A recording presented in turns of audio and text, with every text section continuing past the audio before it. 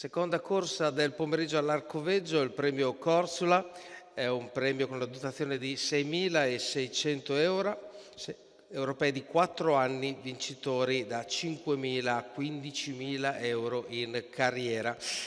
Corsa con partenza con l'autostart sul miglio. Segnaliamo la variazione di ferratura del numero 6 Garibaldi Rich, sferrato anteriori e posteriori, e andiamo a vedere il campo dei partenti mentre i cavalli si stanno raccogliendo dietro le ali dell'autostart. Con il numero 1 abbiamo Giulius, con Minucci alle guide per Dario Battistini, da programma Gauguin Gare, Francesco Facci per Eric Bondo. Con il numero 3 abbiamo Geco Jump, Manuel Pistone per Mattia Ricci. Col 4 Gigante, Riccardo Pezzatini per VP Mango. Con il numero 5 Genievre, Vincenzino Longo per Gennaro Casillo. Col 6 Garibaldi Ricci, Antonio Di Nardo per Enrico Fiaschi. Con il numero 7 Gazimil, Maurizio Kelly per la società Allenamento Alessandrini. E col numero 8 Gil di Girifalco, Lorenzo Talpo Junior per Diego Dall'Oglio. I cavalli hanno preso il via dietro la macchina che si è messa in movimento e si stanno raccogliendo dietro le ali dell'autostart. È un po' in ritardo Gazimil, ma sta raggiungendo tranquillamente il gruppo, quindi in prima fila Giulius Gauguin Gare, Geco Jump, Gigante Genievre e Garibaldi Ricci, poi Gazimil e Gil di Girifalco a partire dalla seconda fila. Qualche problema per Gil di Girifalco nell'allineamento, gli altri sembrano tutti perfettamente allineati e stacca la macchina e parte la corsa.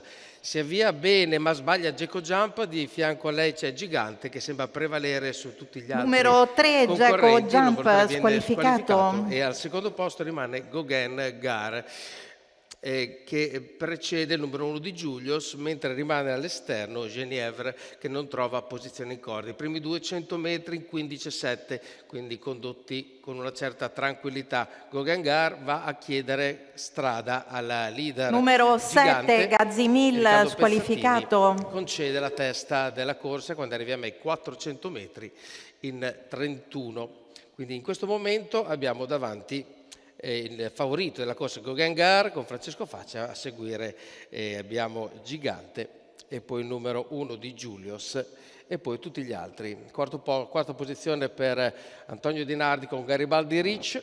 Entriamo in retta d'arrivo davanti alle tribune con le posizioni che rimangono immutate. Nessuno ha interesse ovviamente ad accelerare quando abbiamo davanti il favorito della corsa, segue passivamente il numero 4 Gigante e arriviamo a 1, 2, 4 per gli 800 metri, quindi una marcia di trasferimento per arrivare al chilometro dove nulla cambia evidentemente.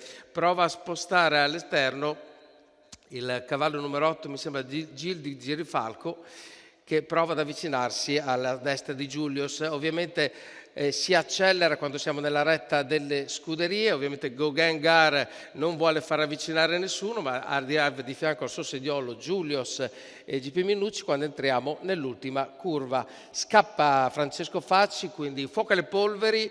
Gauguin Gare prova ad allontanarsi numero 8 Gil di Girifalco squalificato, Giulius prevalente su Gigante per la seconda posizione. Entriamo in retta d'arrivo e Gauguin Gare chiude tranquillamente al primo posto. Giulius difende la seconda posizione da Gigante, mentre arriva fortissimo Garibaldi Ricci che sul palo avvicina, ma andremo a vedere se riesce a raggiungere Gigante per la terza posizione.